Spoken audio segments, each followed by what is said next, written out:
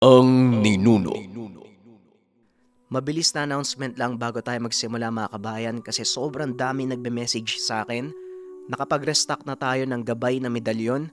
Nasa screen ng picture. Ito yung bagong version yung merong mutya sa loob. Ito yung mga sangkap.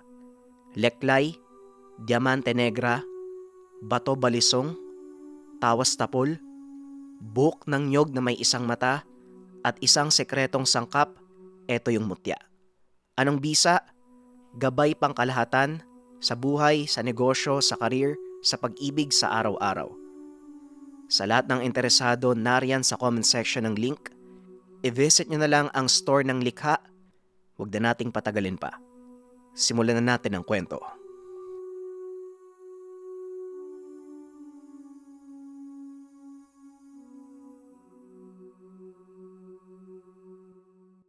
Ang kwentong ito ay hango sa totoong buhay. Mula ito sa isa nating kabayan na itago na lang natin sa pangalang Adrian. Taong 1986. Getafe, Bohol. Paminsan sa buhay ng tao, naiimpluwensyahan tayo ng mga taong nakakasalamuha natin, partikular sa kultura at paniniwala sa mga bagay-bagay.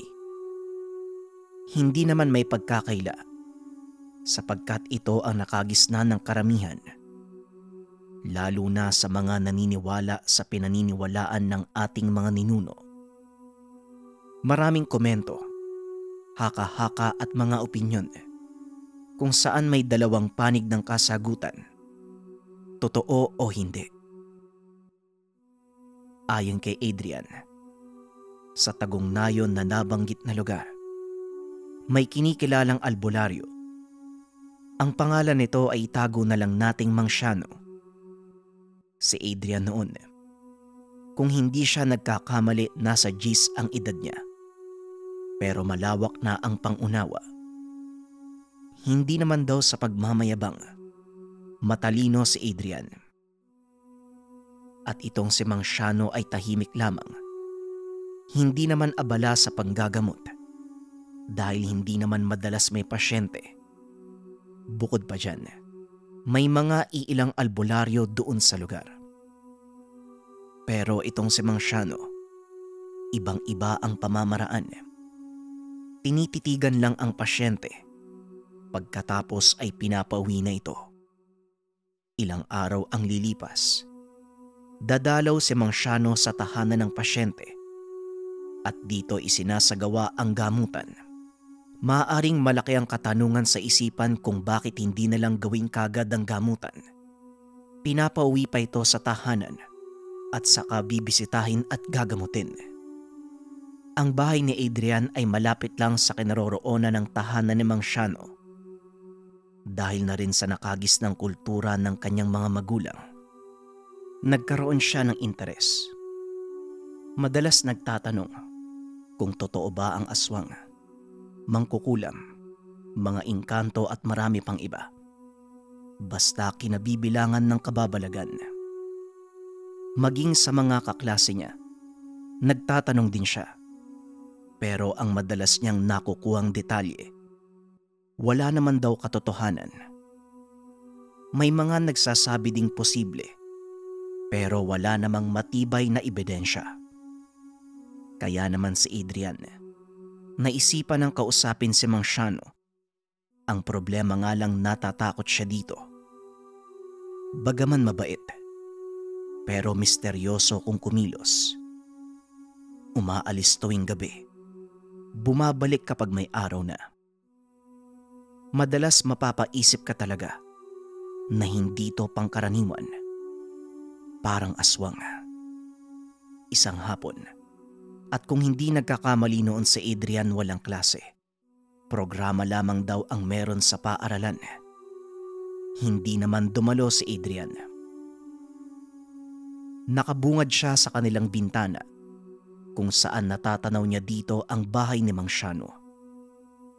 Nakikita niya ang matanda na animoy may sinasampay na kung ano sa kawayang sagbayan sa gilid ng kusina. Ito kasing bahay ni Mang Siano ay isang palapag lang. Magkaiwalay ang kusina at mismong tahanan. Maliit lang at sakto lamang kay Mang Siano. Wala na itong kasama sa buhay.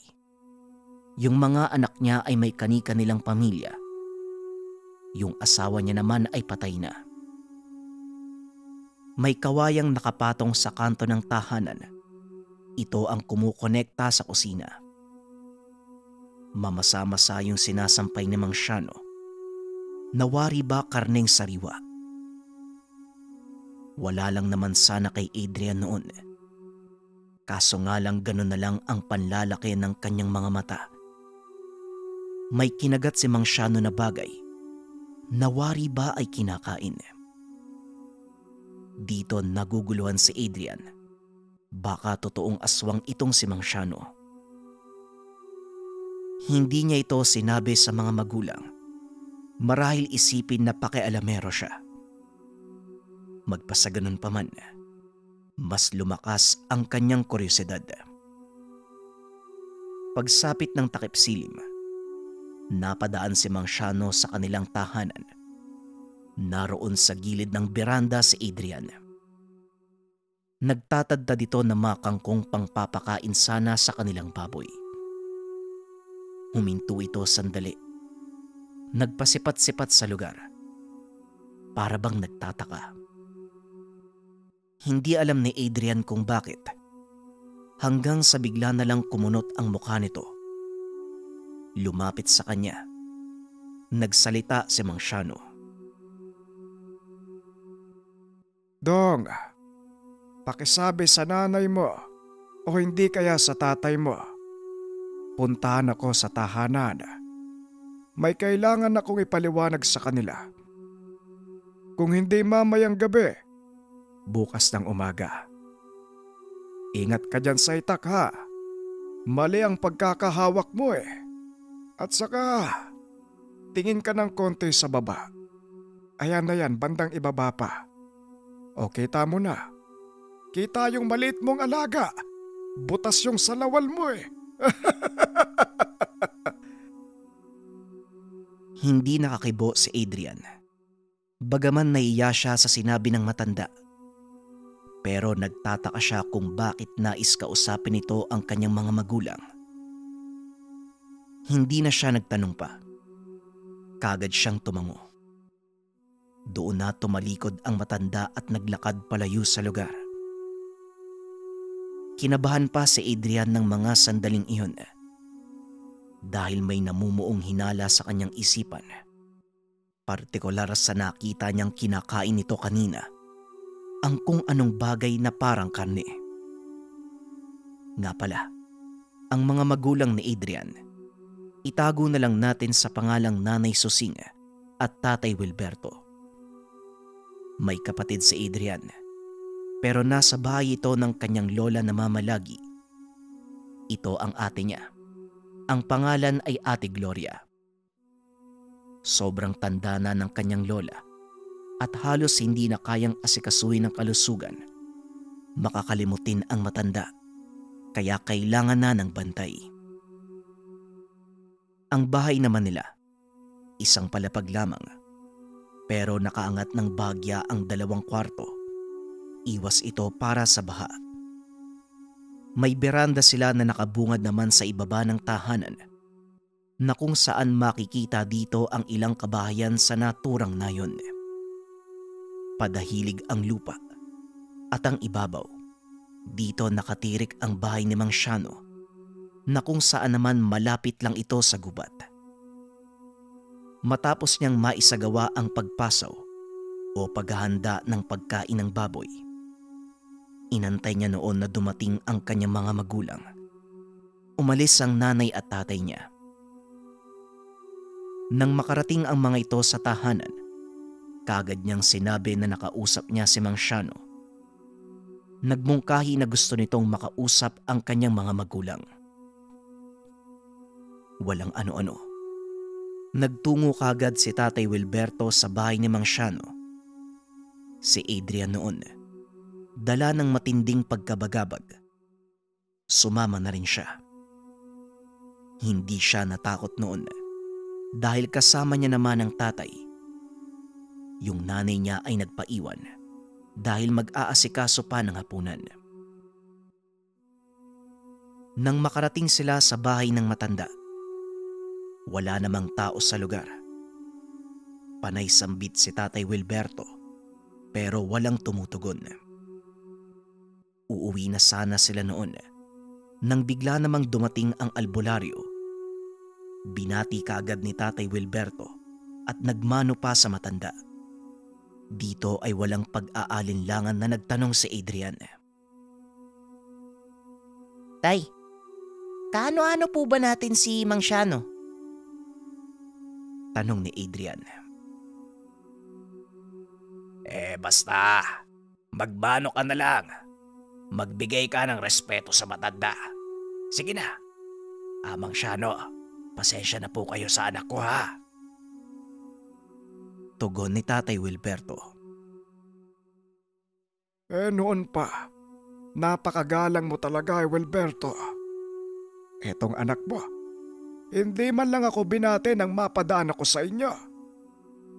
Ay, Tutoy, ay nako talaga. Tingin ka sa bandang ibaba.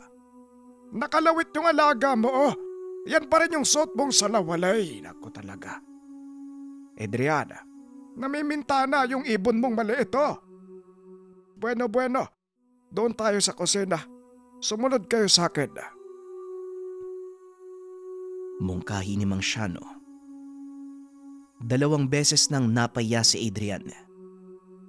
Pilyo pala si Mang Siano. Ayon kay Adrian, sinisipat-sipat niya ang kawayang sagbayan.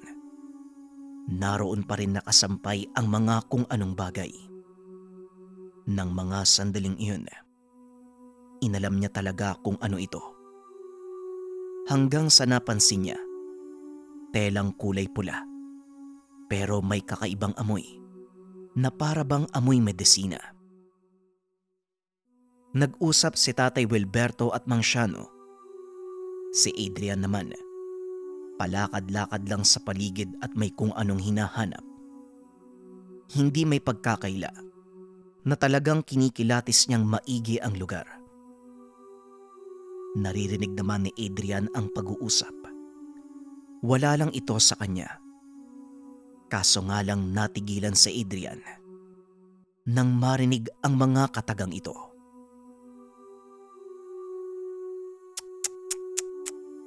Kaya ako napapadaan sa tahanan niyo. Meron akong kutob eh. Inaaswang kayo. Kumpirmado, Wilberto. Inaaswang kayo. Buntis ba ang asawa mo? Sandaling napatigil si Adrian. Lumapit siya. Gusto niyang maidetalye talaga ang pag-uusap. Sumagot naman ang tatay niya. Ang sabi nito, hindi niya alam kung inaaswang sila. Pero natutuwa siya kung magkakaroon pa ng bagong anak. Matagal niya ng pangarap ito, ang masundan si Adrian. Mantakin niyo, natuwa pa si Tatay Wilberto imbis na matakot. Hindi niya na pinansin pa ang banta ng aswang. Ang mahalaga sa kanya ang bagong paparating na supling. Mukhang agresibo ang aswag. Pero hindi bale, ako na ang bahala. Basta wag mo lang papalabasin ang asawa mo sa tahanan tuwing gabi. Ikaw naman, Tutoy. Tutoy Lawet. Huwag ka ding lalabas ha. Baka madali ka. Mabuti sana kung tuloy ka na.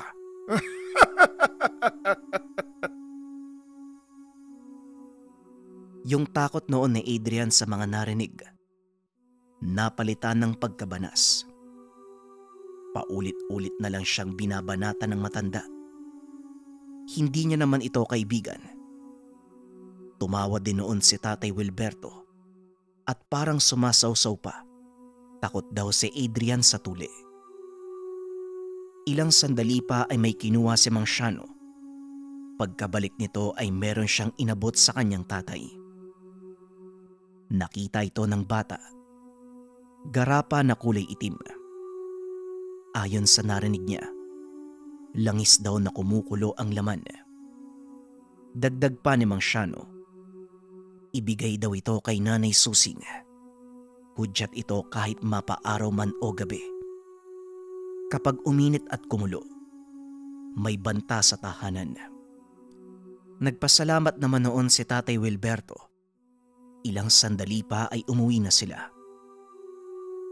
Nang mga sumunod na araw, panay dalaw naman itong si Mang Shano. Kinakamusta ang pamilya nila Adrian. Maniwala man kayo o hindi, inaaswang talaga ang nanay niya. Pero hindi pala nila nakikita ang aswang. Hanggang sa pagkululang daw ng lana, kung minsan habang nasa merkado si Nanay Susing, kumukulo pa din ito. Kung kaya gano'n na lang ang pagtingin niya sa buong lugar. Hinahanap ang aswang. Maraming tao. Mahirap kilatisin. Ayon naman kay Mang Shano, iisa lang ang aswang na bumibisita tuwing gabi at sumusunod tuwing araw kay Nanay Susing. Basta maging maingat lang daw ito. Hahanapan pa umano ng tiyempo ni Mang Shano kung kailan niya papatayin ang aswang. Si Adrian. Unti-unti nang nakikilala si Mang Shano. Yung pagiging tahimik umano, ubod pala ng pilyo at komedyanteng literal. Dito din nagbukas ang loob ni Adrian na tanungin ang tanungin si Mang Shano sa mga bagay-bagay. Totoo nga daw, isa ng patunay dyan ang aswang. Sa tuwing hapon bumibisita si Adrian sa matanda. Pagkatapos ng klase, minsan doon na siya dumidiretso. Hanggang sa nalaman niya na kaya pala hindi kaagad ginagamot ng albularyo ang isang pasyente. Pinag-aaralan muna ito kung anong klaseng gamutan ang gagawin. Gustong siguraduhin ng albularyo, hindi daw sa lahat ng pagkakataon agaran ang proseso. Sinusuri niya lang ang tao, tapos siya na ang pupunta sa tahanan. Sabihin niyo nga po sa akin, bakit naman po kayo umaalis tuwing gabi? Napag-iinalaan po tuloy kayong aswang. Napaka-weirdo niyo po kasi. Tanong ni Adrian. Takip silim na noon. Yun na ang huling tanong sana ni Adrian bago pa umuwi. Tumawa si Mang Shano. Tinitigan ng mata sa mata si Adrian. Hinapuhap ang kanyang ulo. Sinabing matalinong bata si Adrian. Pero ang talino nito, nakatuon sa mga bagay na mahirap ipaliwanag. Ay nako, batang lawit talaga, oo. Bueno, yon ang dahilan kaya ako umaalis tuwing gabi. Ang paghahanda sa gamutan na gagawin ko. Ibang-iba ako sa mga kilala mong ermitanyo dito, Adrian. Gusto mo bang sumama? Parang gusto kitang bata ka eh. Gusto ko yung ugaling ganyan. Nakikita ko na balang araw magiging katulad mo ko. Pero magpatuloy ka muna. Nakakahiya. Malaki ka na. Wika ni Mang Shano. Ano ba naman po yan, Mang Shano? Wala pa kang bakasyon eh. Doon na ako magpapatuli. Teka, saan nyo naman po ako sasama? Saan tayo pupunta? Tanong ni Adrian. Ay, sikreto. Doon ko na lang sasabihin kapag sumama ka para din masorpresa ka. Eh, ang pangit naman kung sasabihin ko agad sa'yo, no? Eh, paano kapag nagbago isip mo? Kaya sige na. Umuwi ka ng batang lawit ka. Magpaalam ka sa mga magulang mo. Sa Biyernes ng gabi ka sasama sa akin. O nga no, bukas na pala yun, no? Sige na, uwi na. Tugon ni Mang Shano. Ang naririnig ko kasi, magdamagan po kayong wala sa bahay tapos umaga na kong umuwi. Matagal po ba yun? Baka naman nakakatakot. Hindi po ako papayagan yan. Tugon ni Adrian. Itong batang lawit na to, masyado ka naniniwala sa mga naririnig mo eh. Sandali lang tayo doon. Pagka-uwi natin, ihahatid naman kita. Walang nakakatakot. Hindi nga ako natatakot sa aswang eh. Ano? Gusto mo ba o hindi? Nang tumahimik na yung bunganga mo sa kakatanong eh. Sekreto ga eh. Wala nang naging sagot pa si Adrian. Kapag nagsalita pa siya, siguradong tutuksohin na naman siya ni Mang Shano. Umuwi na siya noon. At nang makarating sa tahanan, walang pagdadalawang isip na nagpaalam sa kanyang ama. Hindi niya pinili na sa nanay magpaalam. Alam niya kasing hindi siya papayagan nito. Sa tatay niya ay ayos lang. At alam ni Adrian na malaki ang tiwala nito kay Mang Shano. Nagtanong pa ang tatay kung kailan. Ang sabi naman ni Adrian ay bukas ng gabi. Dagdag pa ng bata, maaaring turuan siya sa panggagamot ni Mang Shano. Pumayag naman ang kanyang ama. Dapat sumama din siya. Kaso nga lang nagbago kagad ang kanyang isipan dahil walang may iwang magbabantay kay Nanay Susing. Nagbili na lang ang ama na mag-ingat siya. Hindi naman daw kalayuan ang pupuntahan nila ni Mang Shano. Diyan lang ito sa loob ng gubat. Ito ay batay na rin sa lolo ni Adrian noon na matagal nang yumao. Magkasundo sila ni Mang Shano. At ang lolo ni Adrian, hindi lang sila basta magkasundo. May ugnayan talaga ang dalawa noon na hindi pwedeng malaman ng iba. Kumunot ang mukha ni Adrian. Para bang naging madumi ang kanyang isipan noon. Ano po, tay? Ibig sabihin, hindi talaga lalaki si Mang Shano. Binabae po siya. Kaya pala panay tuli yung sinasabi sa akin. Kaya po pala palaging sinisilip yung alaga ko daw po, nakalawit. Naku, parang ayoko nang sumama sa matandang yun ah. Wika ni Adrian. Ay, etong lokong batang to, hindi ganon. Tanungin mo na lang si Mang Shano. Hindi kasi buo yung detalye ko eh. Mas maiging sa kanya manggaling yung istorya. Tong batang to, hindi binabae yun. Kaya laging sinasabing nakalawit yung alaga mo. Yung sinusuot mong salawal kasi palaging butas. Tugon ni Tatay Wilberto. Halong pananabik at takot ang nararamdaman noon ni Adrian. At para mawala ang kuryosidad, minabuti niyang alamin ang katotohanan. Pagsapit ng Biyernes ng hapon, pumunta na siya sa bahay ni Mang Shano. Ang bumungad kagad sa kanya ay ang matandang nakahanda na. Kumuha pa ito ng kulay pulang telang nakasampay na siya namang ipinagtaka ng bata. Nagtanong siya kung para saan. Ang sabi naman nito, doon na lang daw sa lugar kung saan sila tutungo niya sasabihin. Wag lang daw maingay si Adrian hanggat maaari. Manatiling tahimik kapag nakapasok na sila sa loob ng gubat.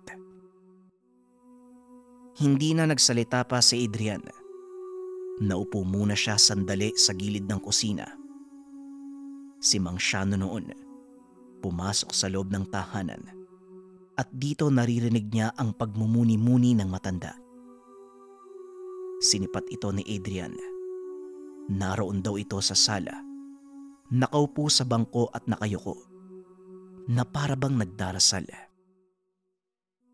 Pero dahan-dahan namang itinali sa noo nito ang pulang tela. Parang sasabak ito sa pakikitigma. Lalo pat ang itsura ni Mang Shano. Mahaba ang buhok. Literal na kung titignan, parang dadayo ng gulo.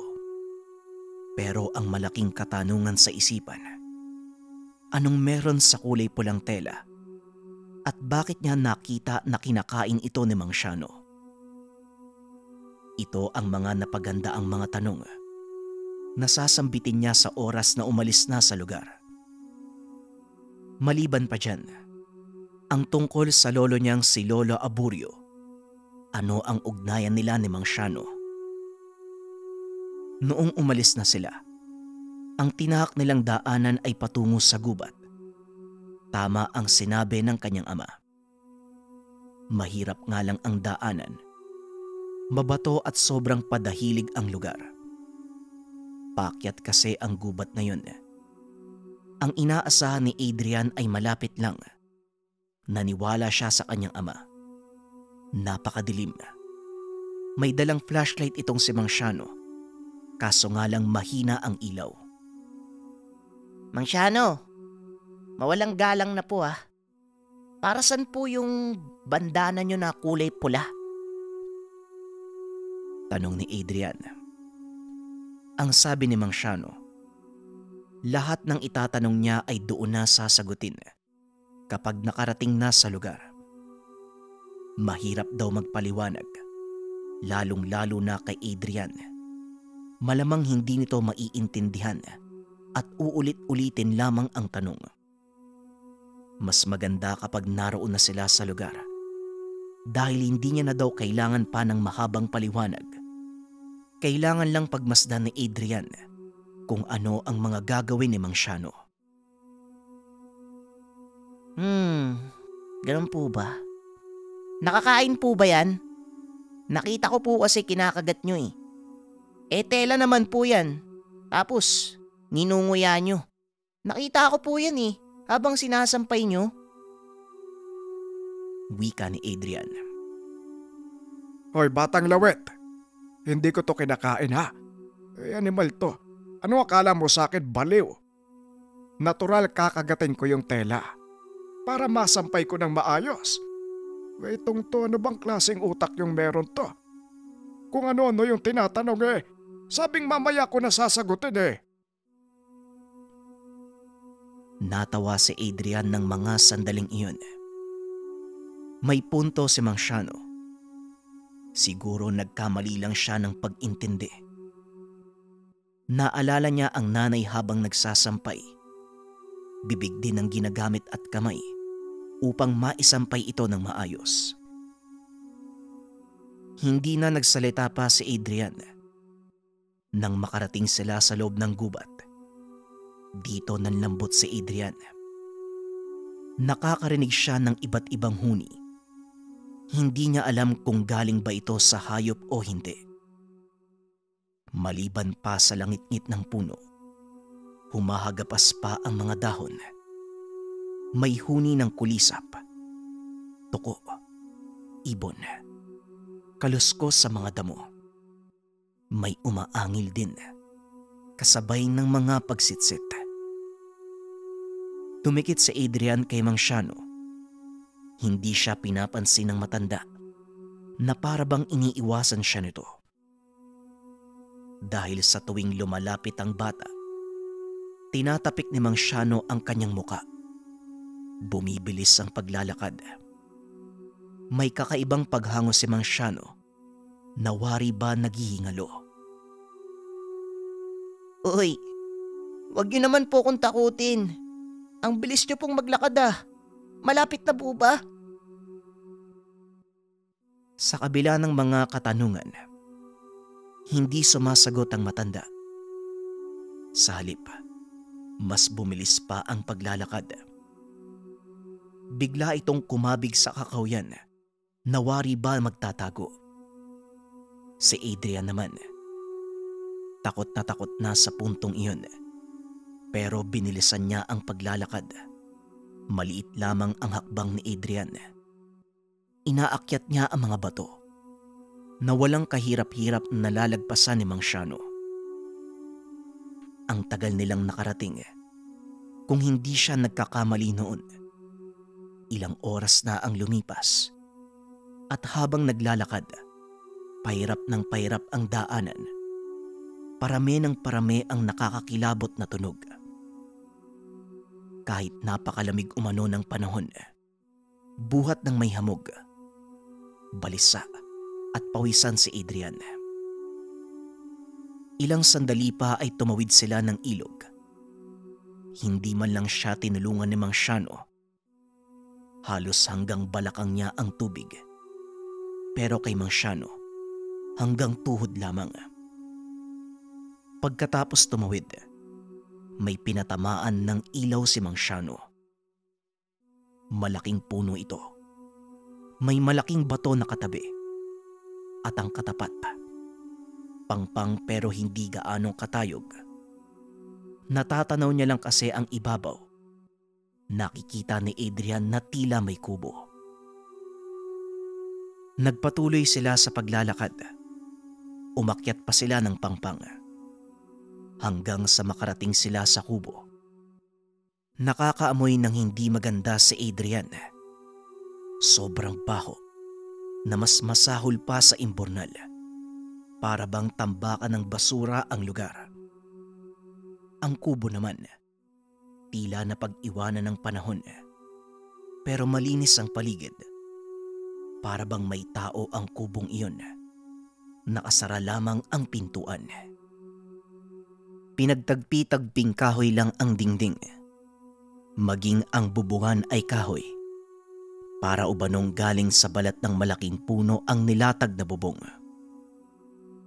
Tinignan niya ang buong lugar. Nakita niyang may bukal sa gilid ng pangpang. Wari ba nang gagaling ang tubig na yon sa ilalim ng mga bato? Gubat sa unhan. Masahol pa ito sa dinaanan nila. Ano po bang gagawin natin dito? Ang layo naman pala. Ang sabi ni tatay sa akin malapit lang eh. Ang hirap pa naman ng daanan. Ang kati ng katawan ko. Tapos, ang bilis niyo pong maglakad, hindi kayo nagsasalita. Napakabaho naman dito. Wika ni Adrian. Hindi sumasagot si Mang Shano. Nakatayo lang ito sa harapan ng kubo na animoy merong inaantay. Nabanas na si Adrian.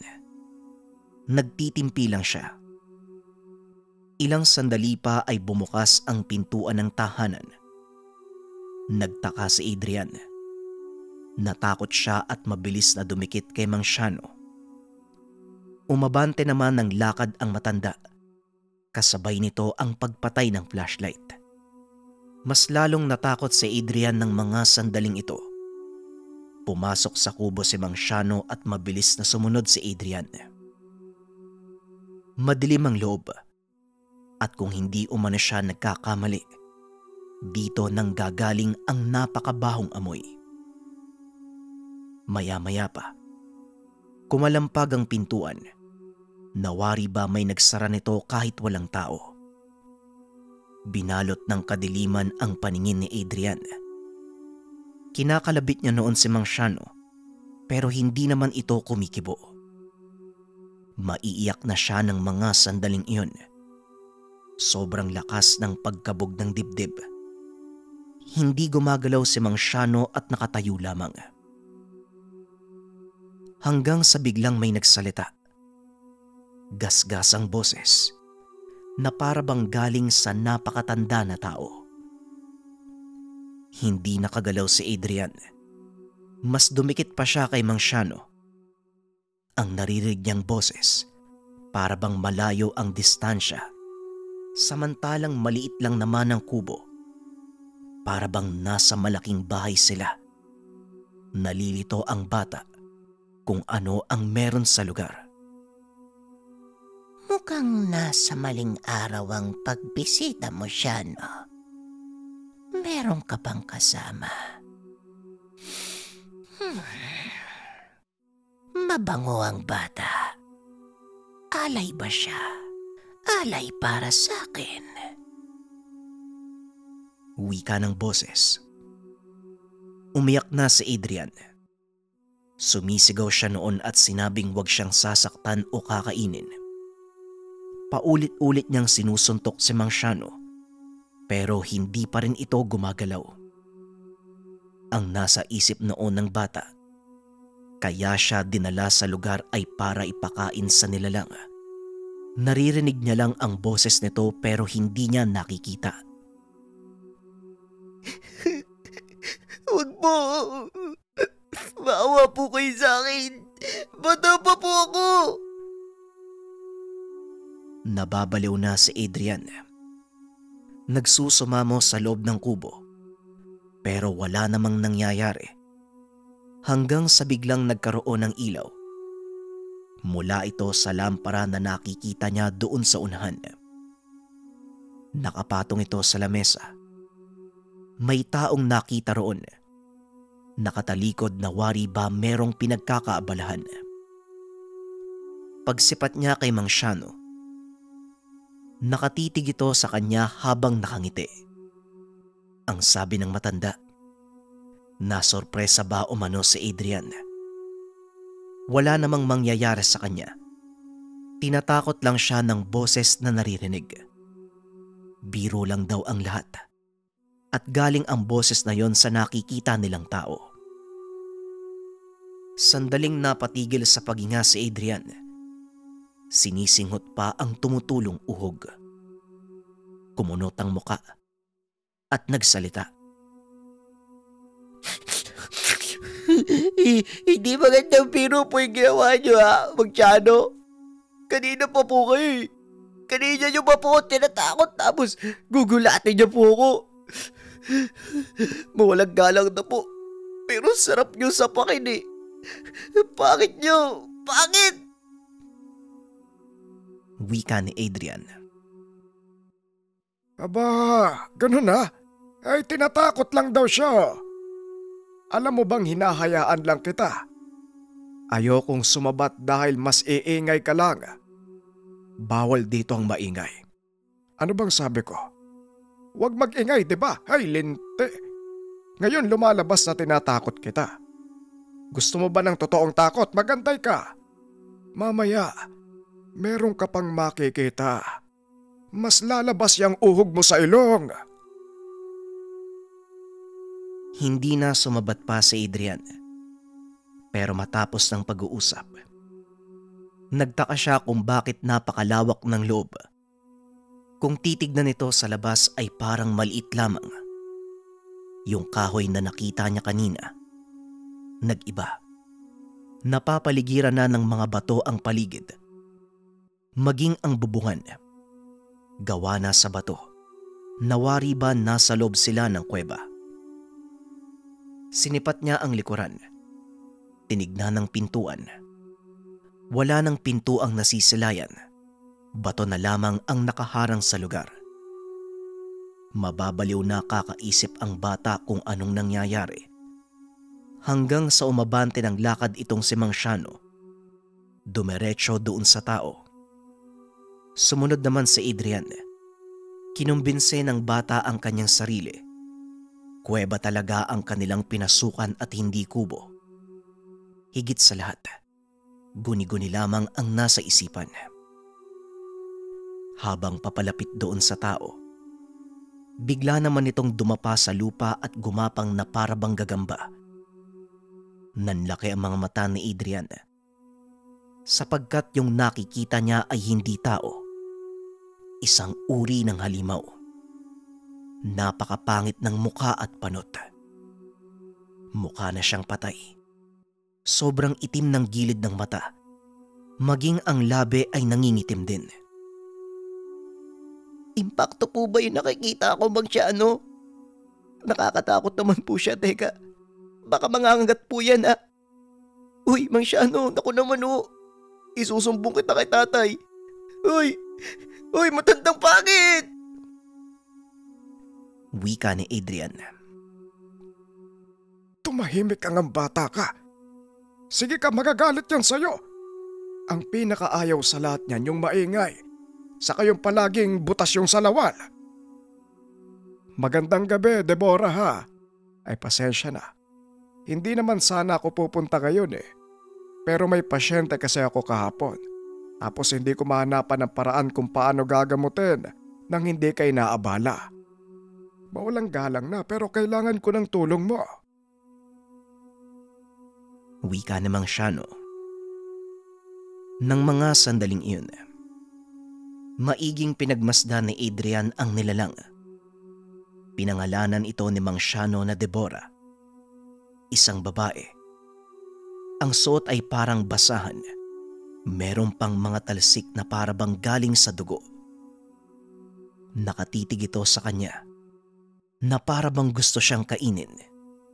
Dahan-dahan pang inilalabas ang dila habang pinapahid sa kanyang labi. Hanggang sa nagsalita ito. Ano ba daw ang sakit ng pasyente ni Mang Shano? Ang sabi ng albularyo, parang naingkanto, hindi nadadala sa simpleng gamutan. Ito yung nakita ni Adrian na dumalaw kahapon ng umaga habang patungo siya sa paaralan. Matandang babae na may kasamang dalaga na balisa ang muka. Sa hindi malamang dahilan, lumapit sa kanya si Deborah. Tinitigan siyang maigi. Nakadungaw ito sa kanyang muka. Gusto nang sumigaw ng bata, ngunit pinipigilan niya lang ang sarili. Napakabaho daw ng hininga, parang kumakain ng bulok na karne. Yung mga ngipin ay sira-sira.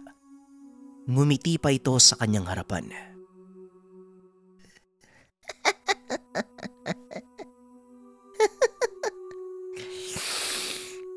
Naamoy ko si Arborio sa kanya. Apo niya ba ang batang to? Abay, akalain mo nga naman. Gutom ka ba, Dong? Gusto mo bang kumain? Wika ni Deborah. Mabilis na umiling si Adrian. Umatras ito at sandaling naduwal. Hindi niya makayanan ang amoy ng bibig ni Deborah. Ilang sandali pa, nakita niyang nag-uusap si Mang Shano at si Deborah. Parang pinapangaralan si Mang Shano. May tinuturong direksyon, pero ang tanong sa kanyang isipan, nasa loob sila ng kuweba at wala ng ibang pupuntahan.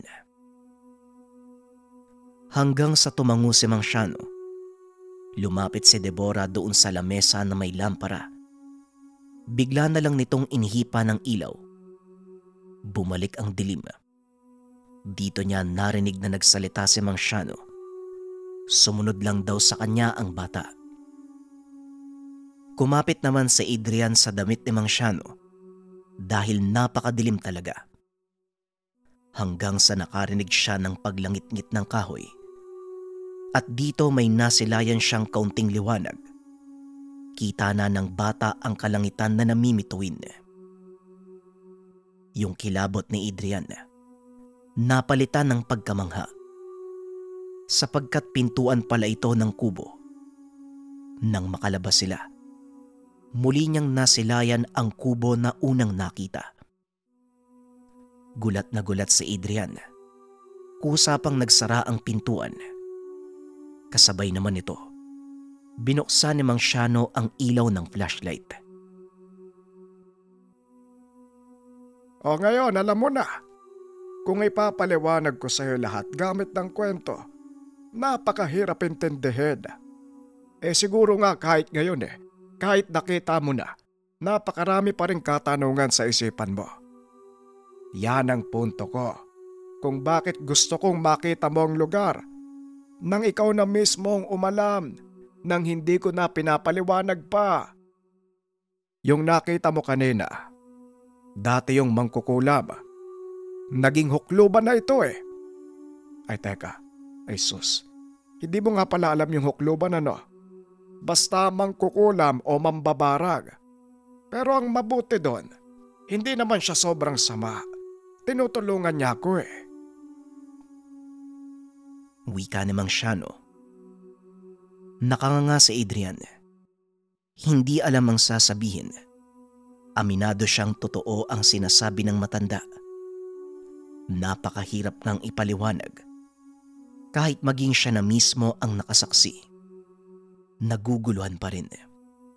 Patungkol naman sa katagang hukluban, wala siyang ideya kung ano ito. Ang alam niya lang, nakakakilabot at nakakadiri ang itsura. Binalikan niya ng tingin ng kubo. Napapailing si Adrian. hanggang sa pagsipat niya kay Mang Shano. Palapit na ito doon sa bukal habang hinuhubad ang bandana. Binabad ito sa tubig ni Mang Shano. Ilang sandali lang kinuha na ito ng matanda. Dumukot ng supot sa bulsa at sinilid ang tela. Panibagong katanungan na naman ang pumasok sa isipan ni Adrian. Pinoproseso pa ang nangyari sa ukluban. Ngayon ang panibago, ang ginawa naman ni Mang Shano. Alam niya sa sarili na merong kakaiba. Kapansin-pansin naman sa kilos ng matanda, na halatang nag-iingat at seryoso. Maya-maya pa, nag-aya ng umuwi si Mang Shano. Hindi naman na nagbigay pa ng komento si Adrian. Hating gabi na nang makarating. Sinabi ni Mang Shano na doon na lang sa bahay niya matulog si Adrian. Total wala naman itong pasok kinabukasan. Wag na lang daw istorbohin ng mga magulang na kasalukuyang nagpapahinga. Pumayag naman si Adrian. Doon nga siya nagpahinga sa bahay ng matanda. Pero naroon at hindi pa rin nawawala sa isipan ang mga nangyari. Hindi dinalaw ng antok ang bata sa kakaisip sa mga imposibleng bagay. Ilang sandali pa napukaw ang kanyang atensyon. Hindi nagpapahinga si Mang Shano. Naroon lamang ito sa labas ng tahanan. Naririnig niya ang mga kalabog na wari ba may kung anong pinagkakaabalahan. Pagsilip niya sa bintana, nakita niya si Mang Shano na naghahasa ng itak. Nakatuon ang atensyon nito sa tahanan nila. Bukas naman ang ilaw ng tahanan. Natatanaw ni Adrian ang bulwagan, pero nakasara ang pintuan. Hanggang sa gano'n na lang ang panlalaki ng mga mata ni Adrian nang makita ang taong naglalakad sa likuran ng tahanan. Pabalik-balik ito. Hindi ito ang kanyang tatay dahil maitim. Kahit pa tamaan ng liwanag, maitim ang balat. Tinawag niya si Mang Shano. Nagtanong kung sino ito at ano ang nakikita. Yan ang sinasabi ko. Yan yung umaaswang sa nanay mo. Linti. Talagang naglalagay pa ng marka ha? Hindi na nailang sa akin ang animal. Parang walang respeto sa albularyo. Wika ni Mang Shano. Po, aswang po yan. Bakit ang itim? Teka, anong gagawin niya? Tanong ni Adrian. Bingi ka ba? Paulit-ulit ka. Sinabi ko ng aswang tapos nagbamarka. Hindi pa ba malinaw sa'yo? Naglalagay yan ng palatandaan. Ang mga ganyang kilos, naghahanap ng lugar kung saan sila magmamarka. Ito yung dadaanan nila kung sakaling magkaroon ng pagkakataong biktimahin ng nanay mo. Tugon ng albularyo. Dagdag pa nito. Kapag sinubukan niyang lumapit, siguradong tatakas ang aswang. Hinayaan niya muna ang ganun.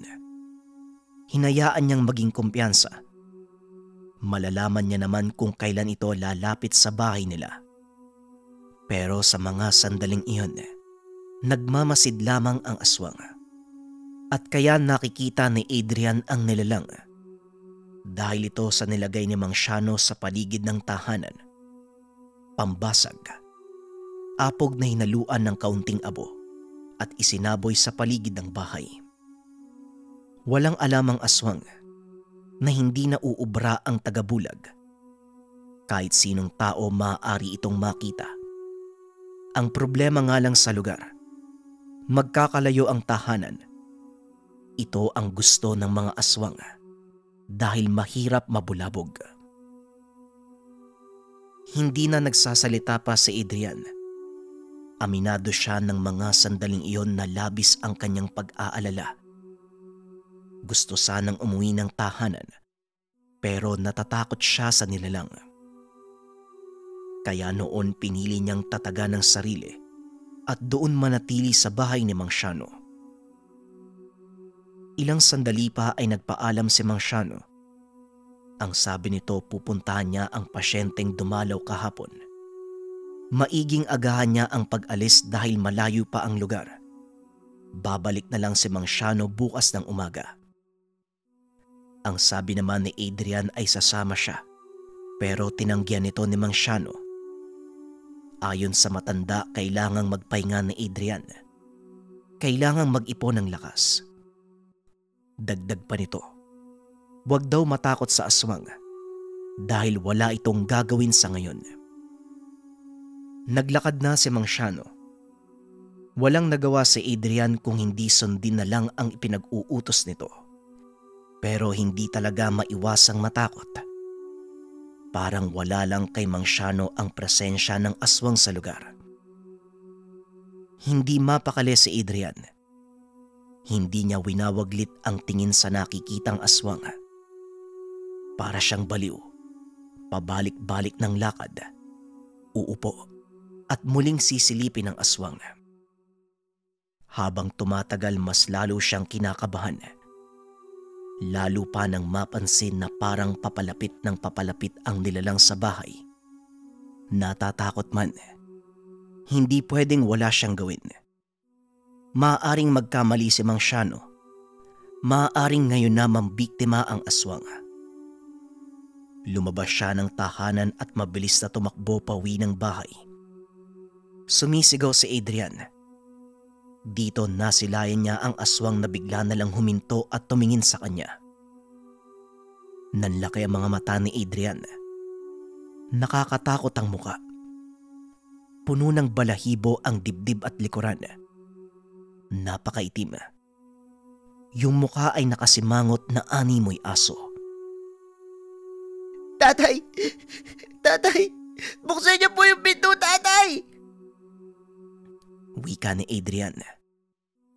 Dahil sa lakas ng pagkakasigaw, nabulabog ang tahanan. Nagbukas ang bintana. Kasabay nito ang biglaang pagkawala ng aswang. Sumilip sa bintana si Tatay Wilberto. Nakasimangot ang muka habang pumupungas pa ang mata. Ano ba naman yan? Bakit ba napakaingay mo? Linting bata to, aray ko. Anak, aray! Nauntog pa ako. Ito kasi. Nang makarating sa tahanan, kagad niyang puwersa ang pinto. Takot na siya at patuloy pa rin sa pagsigaw. Galit naman ang tatay. Pinagbuksan siya ng pintuan at sinermonan. Ang sabi pa kung ano ang problema at bakit sumisigaw si Adrian. May aswang po, tay. Diyan po, teka. Asa na? Nawala po bigla eh. Nasa na yun? Nakita ko po kanina eh. Pabalik-balik pa nga po eh. Kumunot ang mukha ni Tatay Wilberto. Tinatanaw ang lugar na tinuturo ni Adrian, pero wala naman siyang makita. Naniniwala siya sa kanyang anak. Ngunit nagtanong ito kung bakit natagalan. Pinaliwanag naman ni Adrian ang dahilan. Doon muna siya nanatili sa bahay ni Mang Shano. Natatanaw niya doon ang aswang. Katunayan, alam din ito ni Mang Shano. Pero ang ipinagtataka niya, kung bakit hinayaan lang ito ng matanda. Bumagsak ang balikat ni Tatay Wilberto. Ayon dito, magtiwala lang kay Mang Shano. Sa katunayan, alam nilang umaaligid ang aswang. Nagreklamo pa ang kanyang nanay dahil kumukulo na naman ang lana. Pero hanggang doon lang daw ito. Hindi ito makakalapit. Obserbasyon lamang ang ginagawa ng nilalang. Natahimik na lang si Adrian ng mga sandaling iyon. Tama naman ang sinabi ng kanyang tatay. Magpasaganon pa man, gumaan ang kanyang pakiramdam. Lalo na't nasa bahay na siya. Ilang sandali pa, pinuntahan niya ang lugar kung saan nakita ang aswang. Wala man lang bakas. Dapat daw nakahawi ang mga talahib. Ngunit wala. Kahit isang bakas ay wala siyang nakita. Bukod pa dyan, may mga punla ng mais ang kanyang tatay. Mamasa-masa pa ang lupa. Dapat may bakas kung saan tumapak ang nilalang. Matagal nagpabalik-balik ang aswang sa lugar, kaya imposibleng wala itong iwang bakas. Mas lalong binagabag ang paslit ng mga sandaling iyon. Unti-unti niyang napapatunayan, totoo ang mga nilalang at merong nagbabadyang panganib sa kanila.